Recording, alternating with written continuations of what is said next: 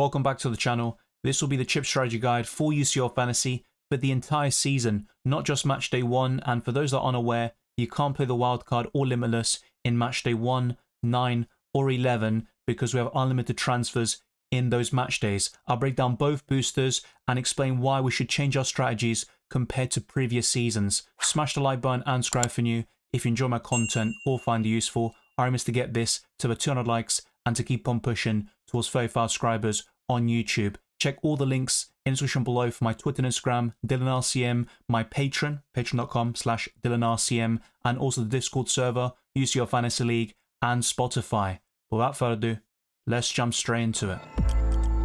If you have experience playing FPL, Euro, World Cup, or UCL Fantasy, you have a good idea of what the wildcard is. It enables you to make unlimited transfers to your squad, and these players will remain in your team beyond the current match day. So it's not just a one game week thing like the free hit would be in FPL. The wildcard enforces permanent changes to your team. It can only be used once in UCL Fantasy, but can also be deployed at any time except match days 1, 9, and 11, where you have unlimited transfers, so it makes the wildcard redundant in those specific game weeks. Now, unlike the Limitless, you have budget constraints and all hits will be cancelled. So if you take a -24 in hits, but then play the wildcard, that means all hits will be cancelled and you won't lose any points because you've made further transfers beyond your quota of free moves. Now, this chip is irreversible once it has been deployed, and normal rules for substitutions, formations, and captaincy still apply.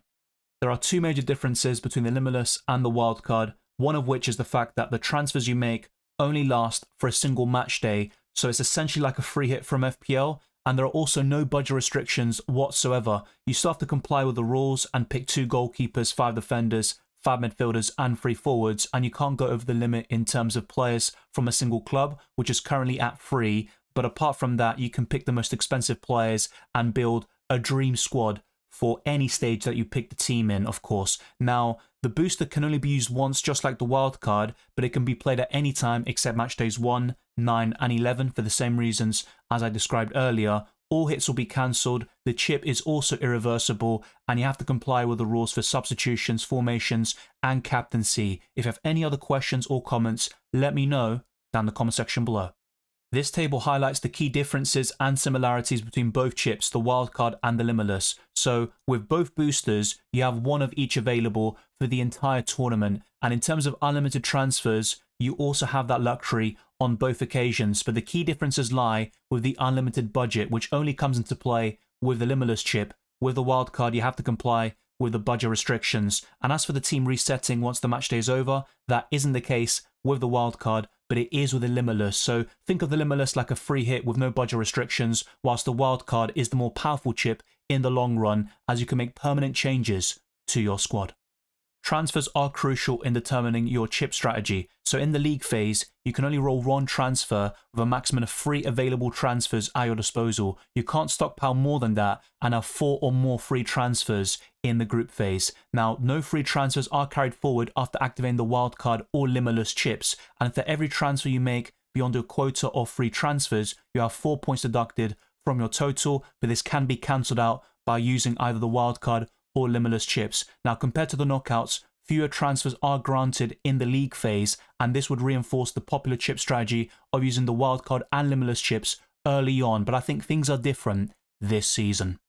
In previous editions of the Champions League, we had 13 match days, 6 in the group stages and 7 in the knockouts, but things are different this time round as we have an additional 4 match days, totaling 17 overall. So the league phase lasts 8 match days, and as you can see, before the league phase even begins, so the stage we're at right now, before the match day 1 deadline, we have unlimited transfers. Then during the league phase, between match days 2 to 8, you get 2 transfers per match day, and you can only roll 1 transfer and have 3 available at a maximum. Before the knockout round playoffs in match day 9, you get unlimited transfers once again, and before match day 10, the second leg of the knockout round playoffs, you get 2 free transfers before getting unlimited transfers yet again for the round of 16 in match day 11. And from that point onwards, things will operate at a similar level to what you saw last season in UCL Fantasy. So if you have any experience playing this game, I think the knockouts will be kind of second nature to you. It's just between match days 1 to 10 where things are very different in terms of transfers. So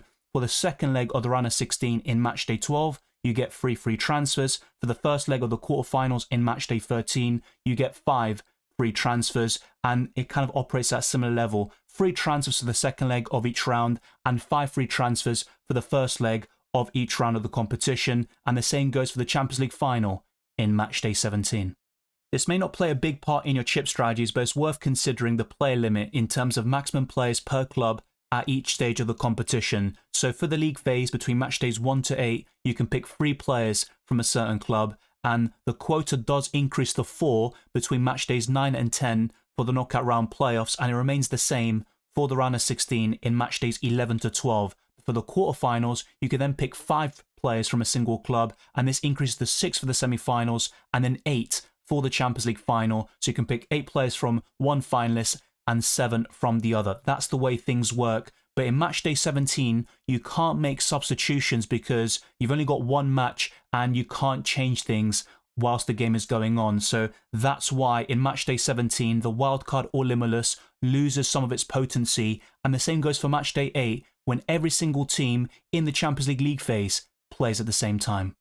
Over the years, a tried and tested strategy in UCL Fantasy is to use both chips during the group stages, and this applies to UCL, World Cup and Euro Fantasy. So in the league phase, weaker teams can be targeted, and during the knockouts, we get fewer high-scoring games on average. With unlimited transfers in match days 1, 9 and 11, I believe you have more flexibility with your chip strategy this season, and a longer format of 17 match days makes it more plausible to save the wildcard for the knockouts. But it's also worth remembering that during the league phase, it lasts until the 29th of January. So we're talking about a period of 4 to 5 months, and that's why using both chips early on can still be very useful in navigating injuries, dips in form, and many other factors.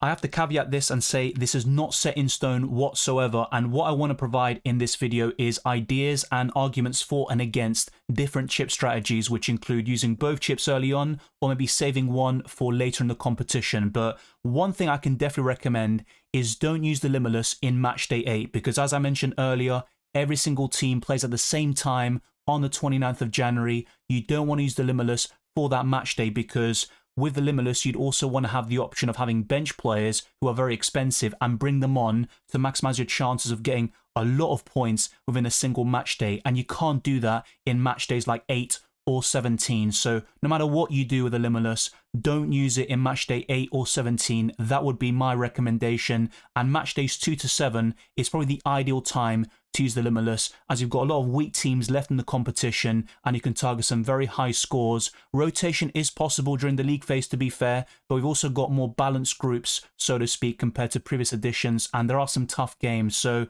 maybe there won't be as much rotation this season as before. It is an unknown with this new format, but I don't think it's worth using the Limitless in the knockouts. And it's also worth remembering, for that stage of the competition, from match day 11 onwards, you can't roll transfers. That is only available or possible to do during the league phase, and that's something that hasn't changed from previous editions. Now with the wildcard, I'm tempted to save it for the knockouts between match days 12 to 15, so essentially the second leg of the quarterfinals all the way to the first leg of the semi-finals. Now you could also use it in match day 16, to be fair, or for the Champions League final, but I don't really like that, as most people will have an identical team going into match day 17, and I'd rather use it beforehand. But by saving it for the knockout stages, you can be more aggressive and pick players from clubs you think can be eliminated, but that particular player can do very well. Gyökeres could be one such example from Sporting. Maybe you expect him to be eliminated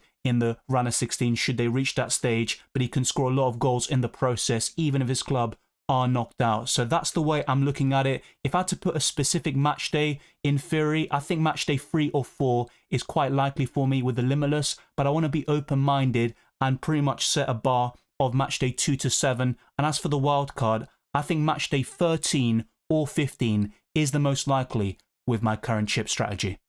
The alternative way of tackling both chips is to use both of them in the group stages, which is a tried and tested formula in previous editions. But with this new format, I think things have changed, and I would recommend using the wildcard in the knockouts if possible. But there could be a stage during match days 2 to 8 where you feel you need to make unlimited transfers that are permanent and aren't just a one match day fix like the Limitless. In such cases, I think using both chips early on can be useful, but I'm going to show you a table very soon that shows the pros and cons for both sets of strategies, and you can take your pick and maybe choose your strategy and pathway for UCL Fantasy this season.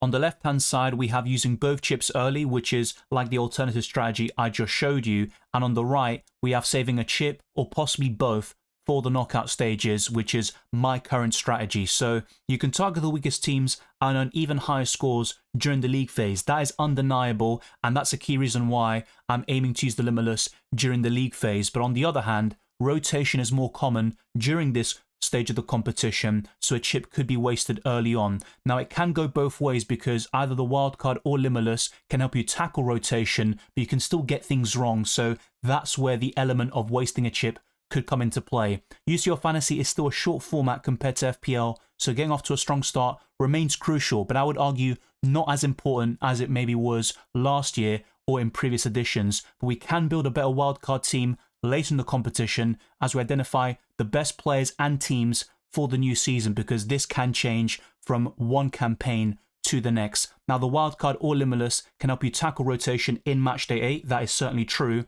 but all the matchday 8 games are played at the same time, so manual substitutions can't be made, and the same goes for the Champions League final in matchday 17. There are more transfers in the knockouts, which makes it easy to manage on paper, but there is a risk of having multiple eliminated players, and the wildcard can bail you out. Now, during the league phase, you won't have such problems, and that's why saving the wildcard for the knockouts can be very crucial, because you will have red flag players who can no longer play a part in your UCL Fantasy squads, and you'll have them on your bench, and sometimes you have so many eliminated players that you're going to struggle to field a full starting 11. Now, the league phase will last 5 months, so using the chips early on can help to navigate injuries, changes in form, as well as other factors. But with fewer international breaks taking place in early 2025, there should be less fatigue, rotation, as in the knockout stages, it's a do or die situation. You have to win or do enough to advance to the next round, and during the league phase, you can afford to lose a game or two,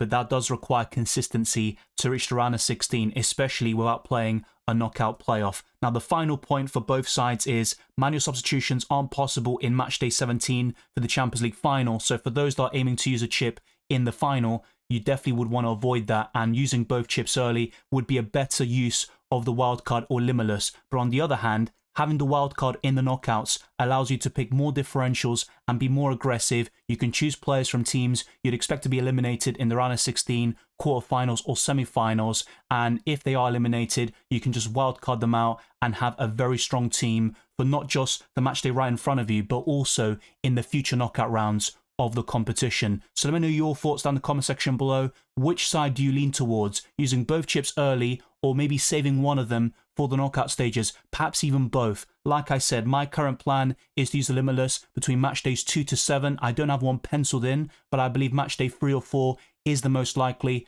And with the wildcard, I would highly recommend you consider to save it for the knockout stages and probably deploy it between match days 12 to 16. That wraps up the chip strategy guide for the new UCL Fantasy season. It's good to have an idea of when you want to use the wildcard or Limitless. You might even have specific match days in mind. That's completely fine, but try to be open-minded and adapt to your situations, because you can get injuries, rotation, suspensions, and many other factors. With this new format, I would recommend being adaptable and not being left behind, which is very possible if you're too stubborn with the way you want to approach this new season. Thank you very much for watching this video and listening to this podcast. If you enjoyed it or found it useful, then be sure to smash the like button and subscribe for new. Our aim is to get this to the 200 likes and to keep on pushing towards 35 subscribers and beyond. Follow me on Twitter and Instagram, DylanRCM, and check all the other links in the description below for my Patreon and the championships for early access to my videos, amongst many other perks, the Discord server, UCL Fantasy League, Draft Hound, and also Spotify. Leave a 5-star review on my podcast. It goes a long way to supporting my channel. I wish you all the best of luck for match day 1 and the rest of the tournament, and I'll see you next time.